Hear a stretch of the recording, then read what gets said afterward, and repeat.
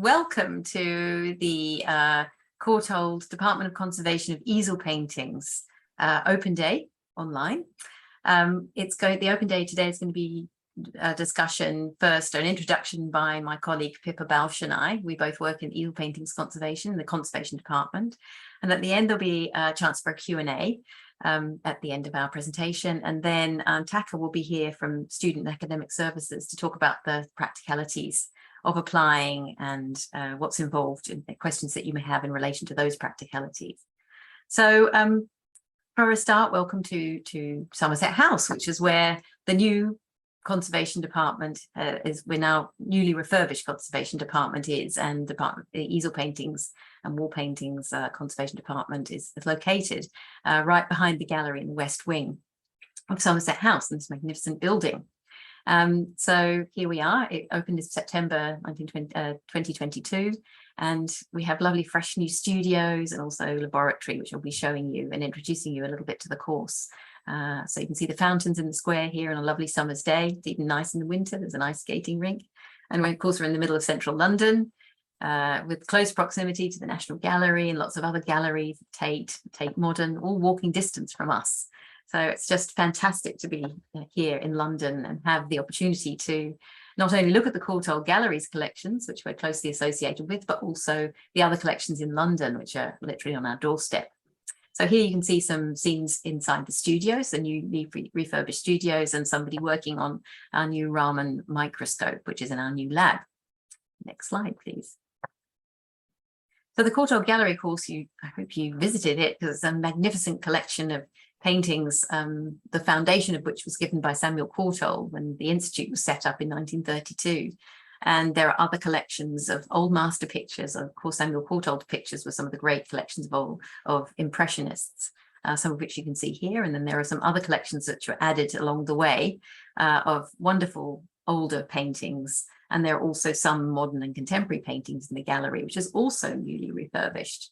And it's right next to us. In fact, there are some adjoining doors between the conservation departments, and the opportunity to view works directly in the gallery or in our object study room, which is adjunct to our department. So you can also see them setting up. So here we are on two campuses, in fact, for a temporary period. So art history and some lecture theatres and seminar rooms are located at Vernon Square in King's Cross, which is where we were whilst the renovations were being undertaken.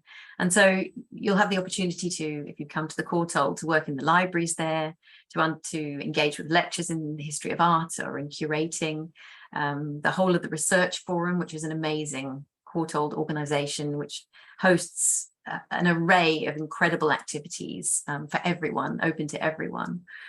Student and academic services is also there for support.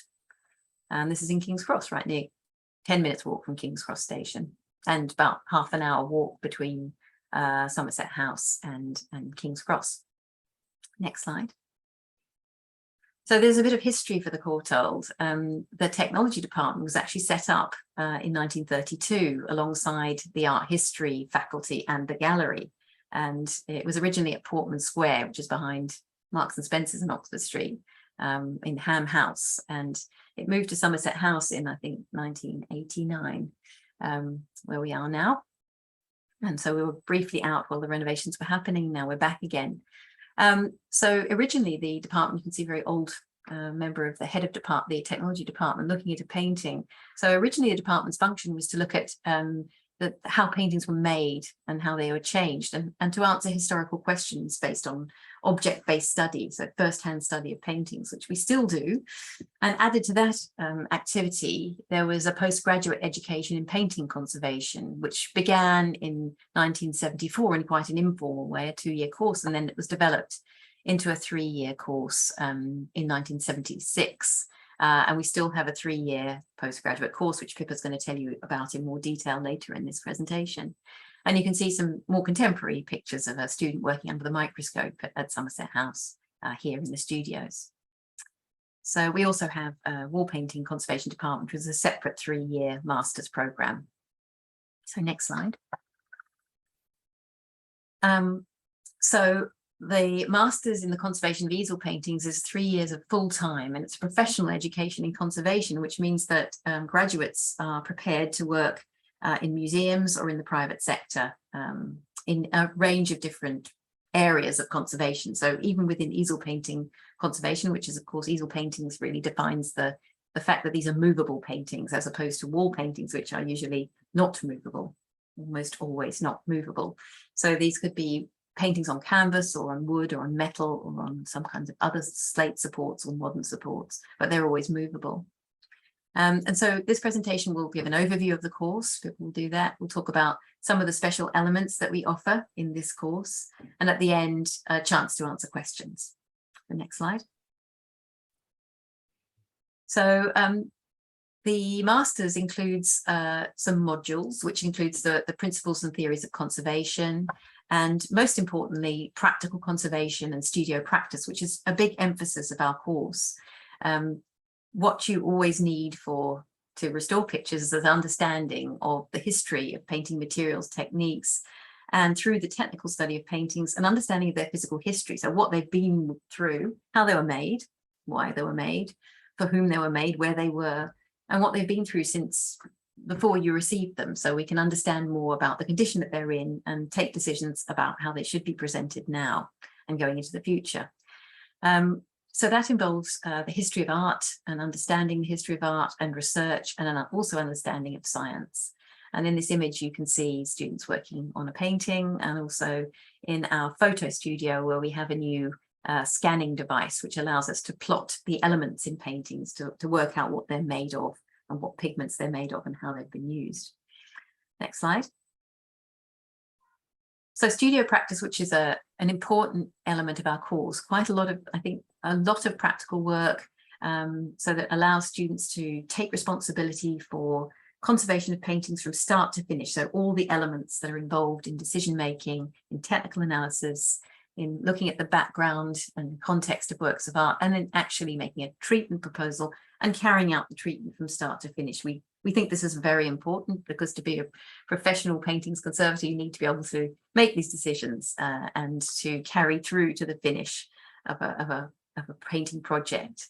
So central to the course, about half of the time of the first year of the time, and about up to 80% of the second year of the course, and about a third to exactly a third of the third year course is practical work. And in that, the students have a chance to apply the scientific knowledge and the methods that they're used for conservation, to integrate knowledge of technical and historical study of pictures, which they themselves undertake, to make decisions and think about ethics and the ethical background to conservation, and to manage their own time, which is incredibly important in learning to be a conservator. The next slide. So once again, documentation and technical study will involve various analytical techniques. So the one before, I showed you the X-ray scanner, but also technical photography, ordinary photography, documenting each stage of the treatment. It will involve learning how to use a light microscope and other sorts of microscopy, and some technical imaging techniques that students learn to use or help to interpret, and to integrate that information into an idea of how a picture is made and how it might have changed with time. Next slide. These are slides of our new lab, which is really brand new and beautiful. We have a really nice collection of historic painting materials. So the kinds of pigments that artists use, the kinds of binding media and varnishes, and materials used for painting throughout the ages. And that's a really nice resource, both for teaching, but also for research. And we have an amazing collection of very small paint samples. Normally, tiny paint samples can be taken to examine the paint layer structure of a painting. The samples are minute, they're just the size of a breadcrumb or smaller. But they've been it's a technique that's been used for a long time, since the beginning of the department's setup. So we have samples taken from 1932 to the present day, very small number of samples, so we can look at the layer structure and look in detail at the pigments and build up of paint layers in paintings. And that information is really important when we try to interpret other sorts of techniques that don't involve taking samples and non-invasive methods for analysis. And you can see that student doing that here. Next slide. So technically, there's a couple of examples of what technical imaging can show you. Firstly, an X-ray, so we can X-ray paintings, and what an X-ray will tell us, there's one on the right-hand side of the screen of this painting, which is Figures in a Landscape. It's a Flemish painting from the 17th century, which came in looking like this. And the X-ray of the painting tells you something about all the different layers in the painting. So it can tell you about, in this case, about the wooden panel that was painted on. You can see some splits in the panel. The lighter areas where lead or some kind of heavy element pigment has been used that absorbs the X-rays and looks light, and everything else passes through. So it can tell you something about the brushwork of a painting. And on the left-hand side is an infrared image, which tells you something about the contrast between materials that absorb an infrared and look very dark, and the light other areas that are reflecting in infrared radiation. So it can see through darkened varnish, for example. It might reveal something of the underdrawing or preparation of the composition, a little bit about the pigments maybe. But in this case, what we see importantly in this combination of technical images is that there's a kind of diagonal line across the right-hand side of the picture, which is kind of unusual. And it's where there's an additional piece of wood that's been joined to the original panel. And if we look at the next slide, you can see how that was explained. So what we discovered, or what was discovered by the student who worked on it, was this is actually a painting which was originally part of a harpsichord lid, which you can see an example of on the right. And so it was at some stage turned into a rectangular shape and put into a frame like an ordinary easel painting. So it tells us something about the physical history. We can look at the pigments that we used for the bit that's added on and try and make that date association with, when was it added? So find out something about this physical history through technical imaging and analysis. So next slide. So this is where I hand over to my colleague Pippa Bausch to talk about the first year of the course and what we do on the course in more detail. Thank you. Hello, everyone. Welcome. I'm going to, yes, as Aviva says, I'm going to tell you a little bit more about the structure of the course. And the first year, as we've already said, is about half and half studio work, and alongside about half your time spent in lectures, seminars, and undertaking independent study as well, library days. So here's an image of students in our current, in our Somerset House studios working at the easel. The first part of the first semester is spent investigating and learning about the history of materials and techniques used for painting. And the way we do this is through a lecture course, which actually lasts for the whole of the semester, once a week. And then for the first 5 weeks of the semester, we do a replica making course with our students. And the images here are all to do with that replica making course. What you can see is a student standing by the River Thames doing an impressionist style sketch. And on the left, you see the replica made of a northern painting from Antwerp of the early 16th century. And you see the painting itself in the background. So we're very, very fortunate to be able to bring paintings from the gallery collection into our studios. Since we are hand in hand with our gallery, we can do that, and we select paintings for replica making that we bring in. And then on the larger picture is a studio shot of our first year studio, which is on the top floor of our department here. And here the students are working on various replicas.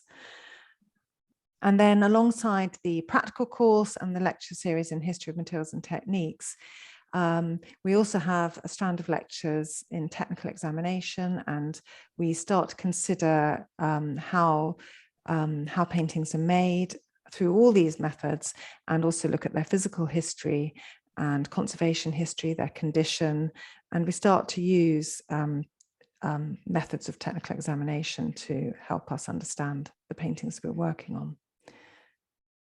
Oops, gone twice. Oh, not sure why I did that. Here's a slide, a busy slide, with some examples of images of the replica making of 14th century Italian paintings. And I've given two examples here of paintings from the Courtauld Gallery collection. the one at the far left, you can see those paintings.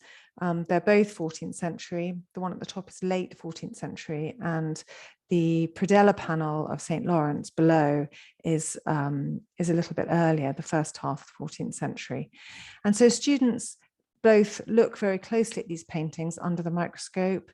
We read translations of treatises that were written in the 14th century, such as most famously Cennino Cennini's treatise that you might have come across.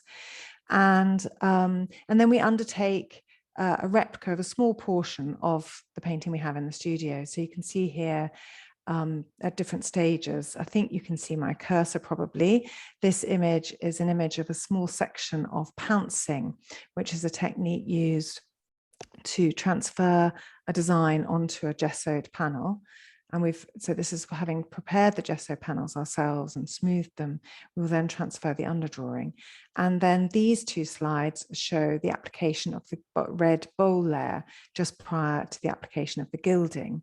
And then the final slide, top right, shows the panel with gilding and punchwork completed and tempera painting being applied here in the Virgin's robes. And then these lower two slides are a comparison of a detail of this predella panel of St. Lawrence by the master of the Fog Pietà. This is the detail of the original painting, alongside a picture of one of our students, Lily, undertaking the punch work.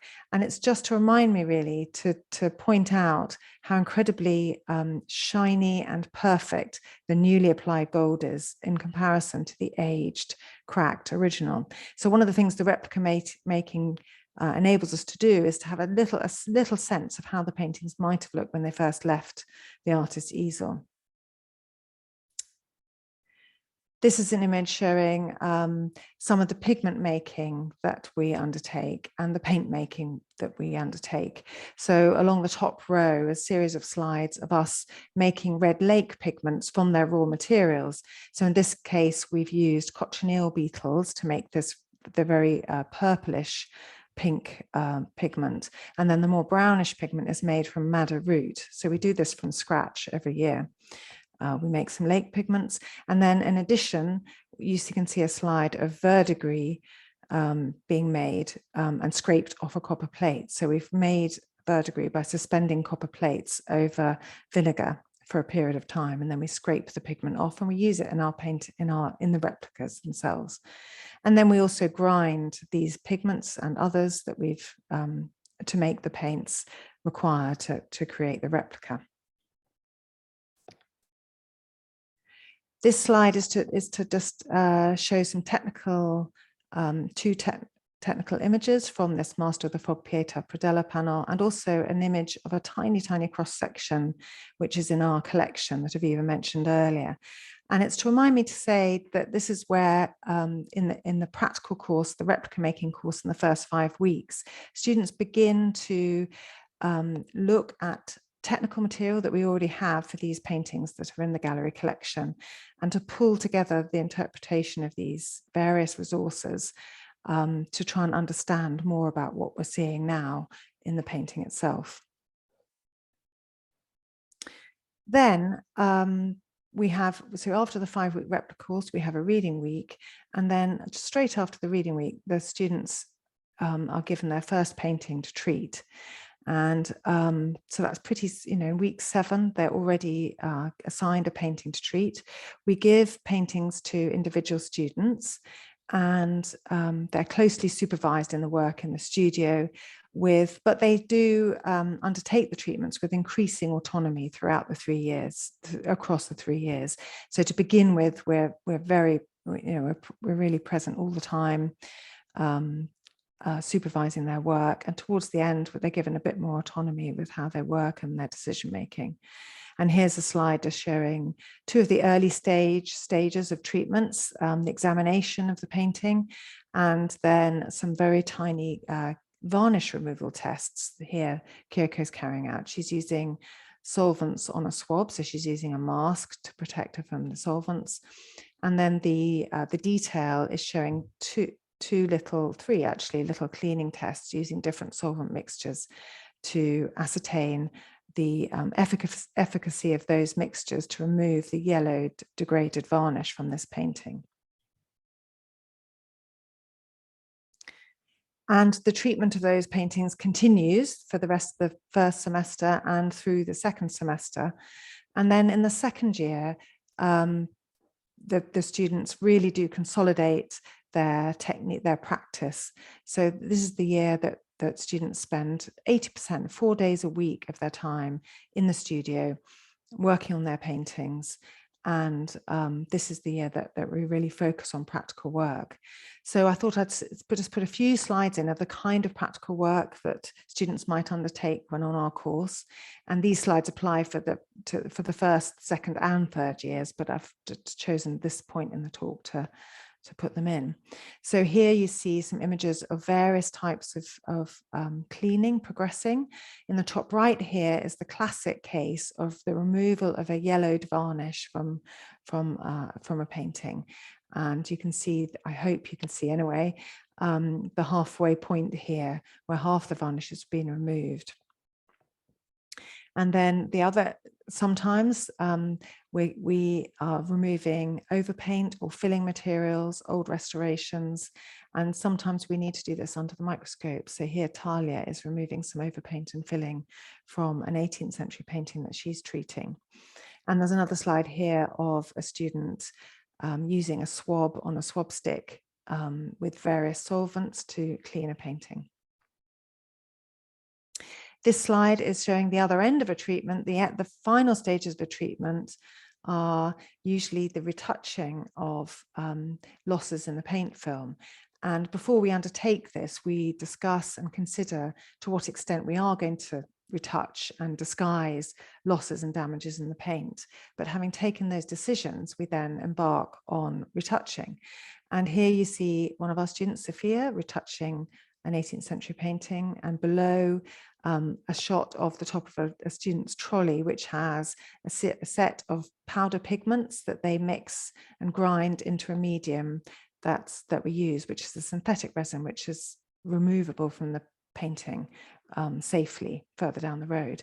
And on the right is a before and after shot of a 20th century painting this time, which in the top picture, a loss in the paint, which is, it's quite a large loss that actually, it's a couple of 2 or 3 inches high, which has been filled with a chalk fill and textured to match the original paint.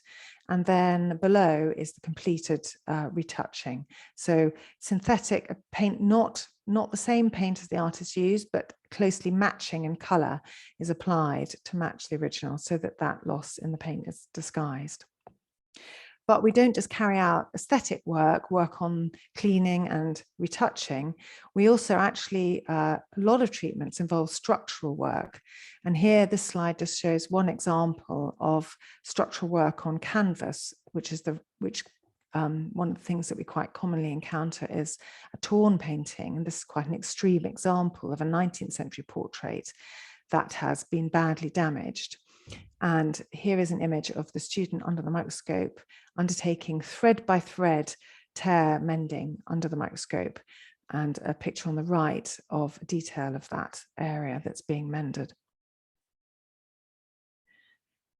We also might, when we're thinking of structural work on canvas, over time, canvases degrade and become too weak to support the painting on its stretcher, and then other remedial measures have to be taken. And on the left, you can see a student applying a strip lining, applying pieces of new canvas to the edge of a painting. You're seeing the back of a painting there, so that it can be re-tensioned on its stretcher. And on the top right, you can see a treatment to improve the surface of a painting prior to lining. So here a painting has undergone a moisture treatment and is being temporarily stretched in this way with brown paper strips. And in the bottom image, what you're seeing is a painting on our heated vacuum pressure table. So this table this is the lining of a painting onto a new canvas. So here a painting is being adhered. The canvas of the original painting is being adhered onto a secondary supporting canvas.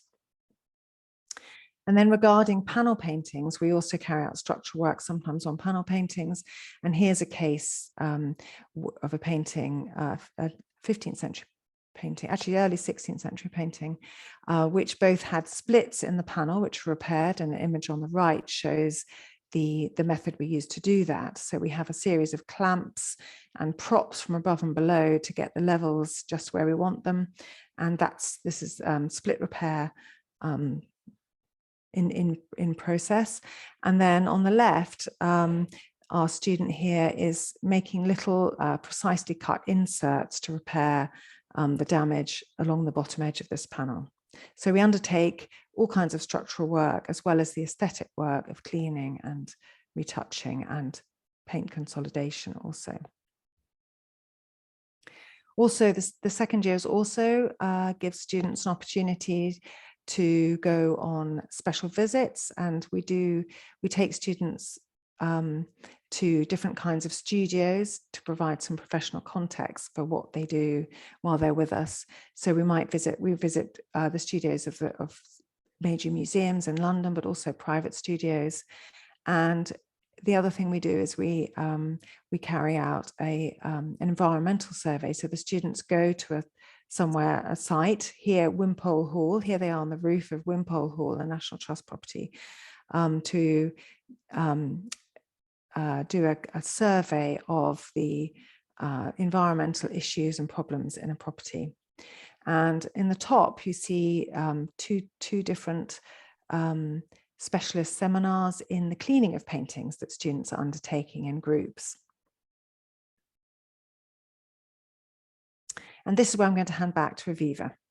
So in the second and third years, students have an opportunity to go on study trips, and we usually choose a place to go. It could be in the UK or in Europe once or twice. Well, once we went to the US when the funding was available, but usually it's somewhere in Europe or in the UK. And it gives students a chance to look at how the approaches to different conservation treatments, the different kinds of treatments that are done in other places are carried out. So there's quite a variety of different approaches to conservation globally.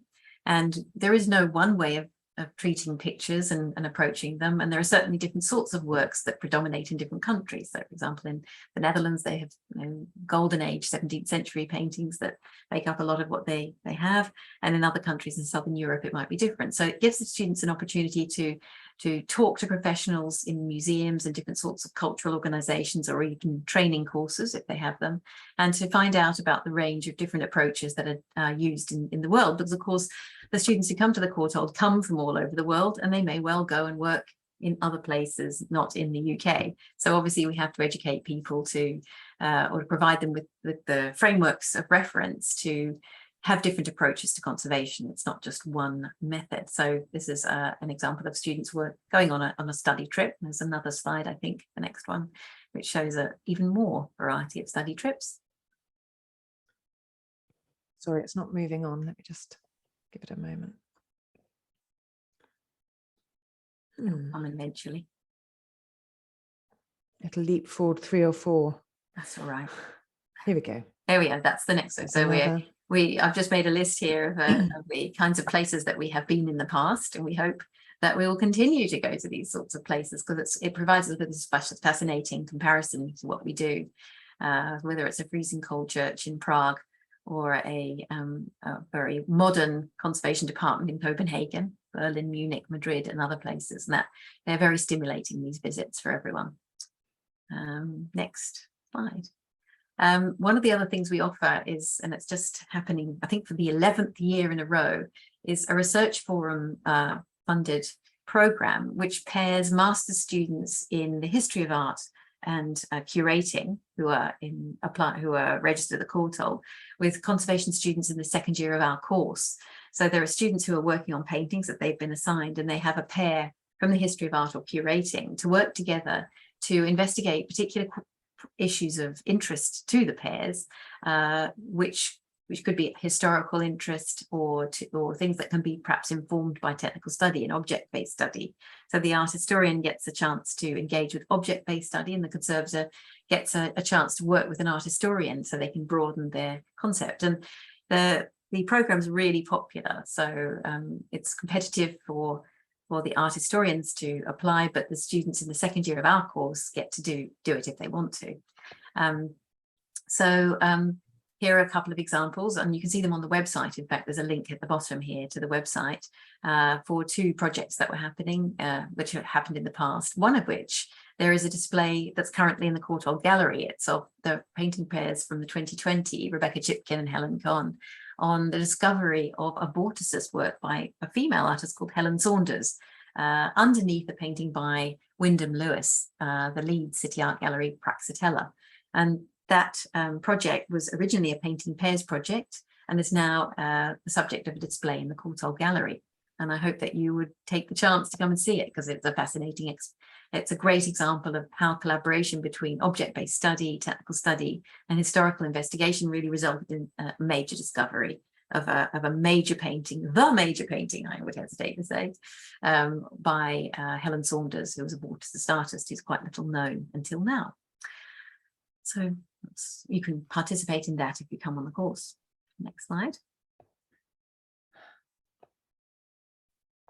So in the final year of the project, the first term, the first semester of the final year involves a student project, and students have done amazing projects, and they could be linked with gallery pictures. In this case, we've got Gabriella Maccaro, who looked at Cézanne's card players, not only the Courtauld card players, but the related works. And she's here in the Met. She got a chance to visit the Metropolitan Museum in New York to look at their version.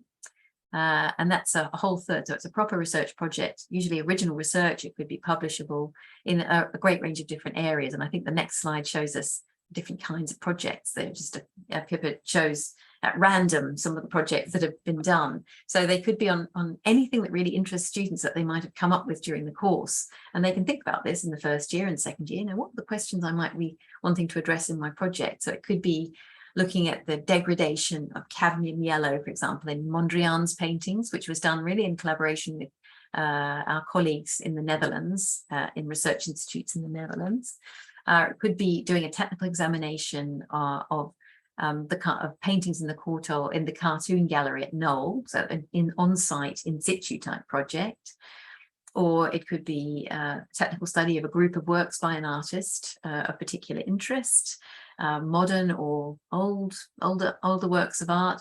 Or it could, for example, address a particular problem in conservation, like how do we clean paintings that are water sensitive, modern paintings, and investigating, doing proper historical and technical research into those sorts of areas. So really we try and support students in their own interests and in research projects, but members of staff, of course, have research interests which can be followed up too. So this is a very popular part of our course, and it gives students a chance to engage with different sorts of colleagues who work in collaborative areas and to do their own original research.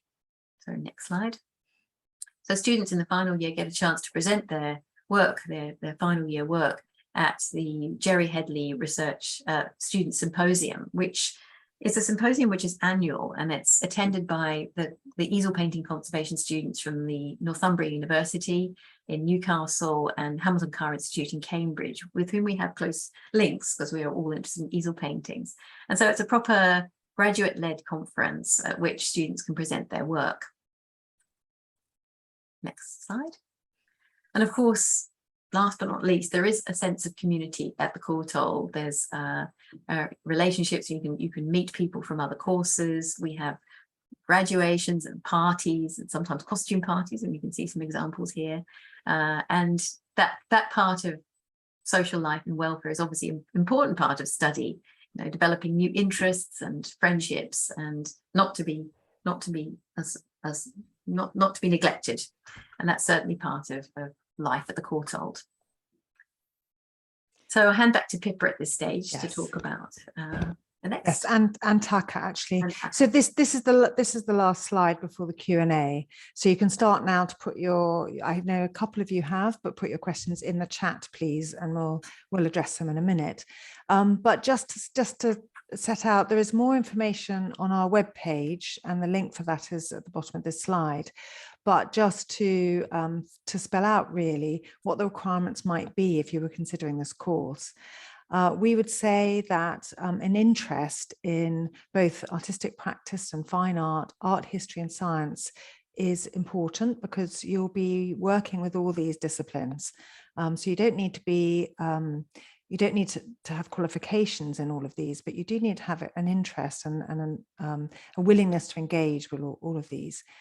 You'll need a good first degree, and usually the people that come to us have either got science, fine art or art history, but you can actually apply with other degrees as well. You will need good hand skills and manual dexterity to be a conservator and to undertake this course. And having GCSEs or equivalent, so high school level sciences, is an advantage. And having English language is important too. And Taka can, well, I think our website actually explains what the requirements are for that. But on the science question, often we have people applying who have given up sciences after GCSE at school, and perhaps didn't even really enjoy sciences at school.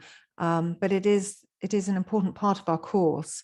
And what we now do is that those who are offered places on our course and accept them are required to pass a bespoke online pre-course science course that we have put together. So there's a pre-course science course which is undertaken online, and you'll be required to pass that before coming to the course. And that's roughly more or less GCSE stroke A-level level. So that's what I wanted to say. And now, and you can see there, we've put some dates in for the application process, but I'm now going to pass you over to Taka to say a bit more on that. Thanks, Taka. All right, thank you very much, Pippa. That was fascinating. Hi, my name is Taka. I'm the admissions officer here at the Courtauld. I normally work with postgraduate applicants. So if you've got any questions about postgraduate applications, the question normally comes to me. Briefly, I'm just going to talk about an application and the entry requirements and the funding and the accommodation. Applications are now open, and the deadline is 5th of January. If you could actually go to our course page, there's a button on the course page and say apply now. That button will actually take you to our application portal. The interview, if you're selected for an interview, interviews would be via Zoom. That's going to be between the 14th and 28th of February 2023. There are more information on the website. So if you're actually interested in details, please have a read on our website. I'm just going to go through the entry requirements. So students will normally have achieved a good 2.1 in their bachelor's degree, considered to be an average 65% or above. For overseas students, our requirements are equivalent of GPA 3.5 or above. For conservation programs, successful applicants will normally hold a bachelor's degree in either fine art, history of art, or in the natural sciences. However, we welcome all applications from different academic backgrounds and always consider all submitted applications. If your first language is not English, we require proof of English language test. You may be exempt from providing English language tests if you have an academic qualification equivalent to a UK bachelor's degree or degree from a majority English-speaking country. If you have any questions, please email pg.admissions@courtauld.ac.uk. I'm going to put this email address in the chat later. I'm just going to move on to funding options. We have the Courtauld scholarships, which are able to provide financial assistance to postgraduate students. Applications are highly competitive and decisions are based on academic merit. The average postgraduate scholarship awarded in the 2022 and 23 academic year was £6,000.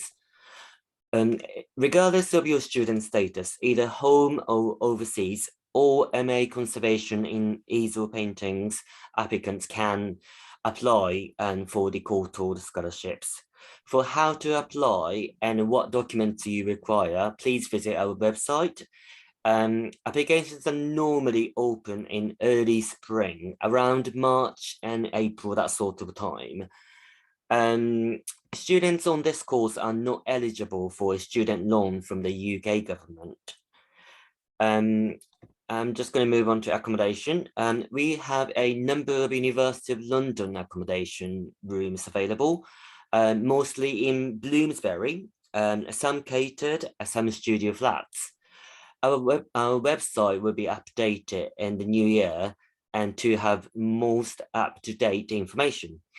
We normally prioritize international students who have not lived or studied in the UK for the postgraduate accommodation. That's all from me for now. Okay. Shall we just move to the Q&A? Yes, I'm going to, I think I'll stop sharing actually, is what I'll do. There we go. Okay, so there are a few questions in the chat. Shall I read them out, Viva? Yeah, I can Yeah. see the chat. Yeah, You we can see it take too. turns if you like. We can take Okay. turns answering. So, Okay, you take the first one. all right. So the first one was somebody was wondering how much investigative work might be done while studying, such as confirming the provenance and possibly the identifying the works with little background information. So I would say that the investigation of the works that are being treated is a big part of what conservation students are expected to do. And it's a part of the research, the historical research, which goes towards the documentation and decision making. So there is time, and there's a day, there's one every week or every Wednesday. I think it might change, but I think it's every Wednesday this year. Students have a day when they can use libraries and do that kind of research. That's what it's dedicated for. So I hope that answers the question. And the next one is yours, Pippa. The next one on contact hours. So just to, I don't know the answer to this off the top of my head, but it's many because let me just explain a bit. Maybe I should have put this on the slide. But in the first year, students are in the studios for 2.5 days a week. And in addition to that, they have a further 1.5 days a week when they're in seminars. And so that only leaves about a day for independent reading and library work and preparation for those seminars. And all the rest you could are contact hours. So in the first year, there is one studio supervisor dedicated to the 6 students in the first year. Then in the second and third year, there are 4 studio days. And during those studio days, there is a supervisor, well, at least one supervisor divided between those year groups. So it's just slightly different ratio. But again, we're available we're fully available in the studios those days. So that's many contact hours. We try to keep 1 day a week free for library work. Because that's very necessary. So I hope that answers that question. I would add to that, just to be very clear, this is a full-time course. Yes. This is full-time for 3 years. So you need to be prepared, if you want to come on this course, to be a paintings conservator. That's what you would want to be. So, and this leads me into the next question, that we take people who already can convince us that that's what they want to do, and the reason they've convinced us is they've found out what's involved, and they can see themselves doing these things. You really wouldn't want to spend 3 years of your life full time doing something that you really thought you weren't going to want to do. And we don't have a dropout rate. In fact, I've been here for 31 years, and I think one person has dropped out. So we have a small cohort of 6 students every year who have convinced us that this is what they want to do, and they give it and they hear it's full-time. So contact hours are not, it's not even relevant. It's a full-time course, and students are here all of the time when in the studios, when they're not in seminars. And so that makes it really difficult to earn money during term time. You would be exhausted, and it would be, I think, quite impossible. And that's something that needs to be considered in the light of what Taka has said about Courtauld scholarships, which aren't always given, and the costs of fees. So you need to look those things up and think about that, the practicalities of this course before embarking on it. It is a professional education. You end up as a picture restorer, and perhaps a paintings restorer can do a variety of different things, but it is something that's dedicated to a professional education and it's full time. So I think that's really, really important to know. Shall I take, there are a couple of questions sort of linked. So there's a question about visiting conservation studios, and those who perhaps can't come to our physical open day, which is now the 1st of December between 5 and 7 p.m. There are a couple of places left on that, but we're also going to run a waiting list. So if you can't come to that and you're worried about not having seen conservation firsthand, I would just say that we recognize it's exceptionally difficult to see, it isn't easy for everyone to access conservation studios in person. So for those who can't, not to worry. You won't be penalised for that, but there are some resources online, for instance, the National Gallery London, that post videos of conservation in action. So there are ways to see conservation going on through videos that are posted on those gallery websites. And someone else has asked if it's necessary or advantageous to have experience. Well, I mean, it's not going to do any harm to have experience, but again, we don't expect that. So we don't expect people to have prior conservation experience when we're shortlisting people for interview. Another question is about what we're looking for in the portfolios when selecting for interview. Well, actually, we don't select people for interview on the basis of their portfolio. We only ask to see a portfolio as part of the interview process. But the portfolios, what we're looking for is evidence of manual dexterity and some sort of artistic ability. So you need to be able to work as a conservator. You will need to be able to do some retouching, and you'll need to be dexterous with your hands. So it's up to you what you include in that portfolio, but we only want a small number of artworks made by you, so about 3 or 5, and it's electronically submitted. So we don't ask to see the artworks. We don't ask you to post the artworks to us, for instance. So I think I'm just seeing if there are any more about that link to that. About applications, there's well, the next questions are a bit different, aren't they? One is about if you have a maths degree, would that be helpful? Oh yes, natural sciences. Yeah. I think basic physics and chemistry are things that we really focus on. It's great, it's nice to be a mathematician. It might be useful in statistical analysis, there's undoubtedly so, but I think if you ask what elements of basic science, they're more important, perhaps on understanding some basic physics and chemistry is key. So supplementing the maths with that would be a good thing, I think, for a maths graduate. Although we've had people with classics degrees who don't have art history or science, so who have other skills that we're talking about. So we keep an open mind about people. I think knowing about what you're letting yourself in for and knowing what's involved is the most important thing. And that's where a bit of background research before you apply would be most important for your own sake, I think. That's right. So Pippa, do you want to talk about the exams? I think there was a question about exams. Yeah. There's a question. It says, I read online there's testing conducted on the students between the 3 years of study. Can you go into this a bit more? So this is about progression from one year to the next. So in the first year, every module that you take, you need to pass in order to progress to the next year. And so that includes assessments, an assessment of studio work, of the conservation documentation that you write, presentation of your conservation work, and presentation of your decision-making skills, essay writing for principles and theory course. So we have different kinds of assessments for the different modules. But and in the first year, the marks themselves do not form part of your final mark, but you do need to pass each of those modules. And then in the second and third year, the students' assessments on studio work and documentation and presentation of your studio work and yeah, other presentations to do with the principles and the advanced principles and theory that's taught in those years. And then in those cases, each of those modules is marked, and they need to be passed in order to progress. And in the case of the second and third year, the marks do form part of the final mark.